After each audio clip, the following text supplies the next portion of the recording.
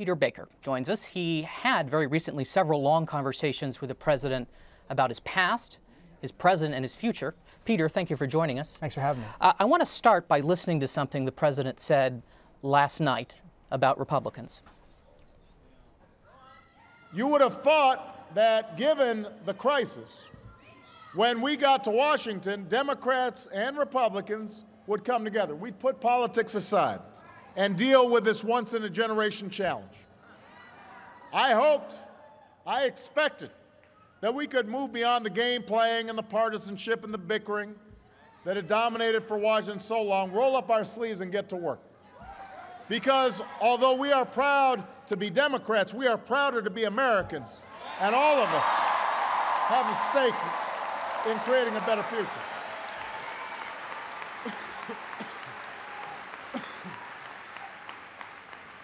But the Republican leaders in Washington, they made a different decision. Peter, the president told you that he expects to work better with Republicans after the midterm. What's he thinking? What's in his mind here? Well, he's an optimist, I guess. He says that after the elections, either the Republicans will have won, in which case, in his view, they'll have some share of responsibility for governing and therefore perhaps want to work with him more closely, or they will have lost and perhaps be chastened by the failure of their strategy. Now, that's one way of looking at things, obviously. I think a lot of people in Washington would not probably view it that way and see the potential for quite a lot of confrontation in the next 2 years if Republicans were to take over one or both houses. Do you think the president will be content over the next 2 years simply to sit and let Republicans perhaps self-destruct, or does he actively want to pursue an agenda? I think he actively wants to pursue an agenda, but he recognizes it won't be the same agenda that he had the last 2 years. The last 2 years, fresh off of his election victory in 2008, he came in with a fairly transformative set of ideas: health care, financial re-regulation, education. Obviously, stimulus was a big package. And he was at his moment of maximum leverage, and even for that, he had a difficult time, obviously, getting many of these things through. He did get those 4 things through. The next 2 years, he recognizes he won't be able to do quite as much in that regard. It'll be more about implementation, more about making what he's already put through effectiveness and defending it against attacks in the Congress and in the courts. What is his general explanation for the discontentment in the electorate? I mean, obviously there's the economy, but what does he think?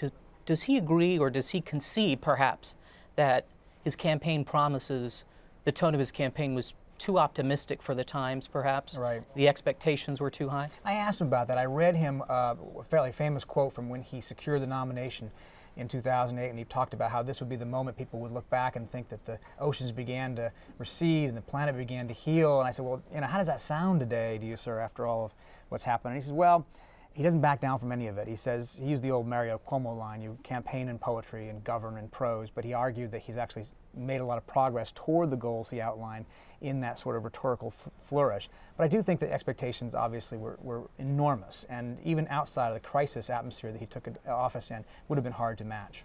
Finally, let me ask you, based on your conversation with the president and other advisors, in their guts, what do they think is going to happen on November 2nd, assuming, it's not going to be a good night for them, but how bad a night do they think it's going to be? Well, I think that they feel that it's going to be a bad night, and I think that they're not going to admit it out loud, but they agree with most of the things that I think that have been written, you've written, other people have written about the House being pretty hard to see staying in Democratic hands.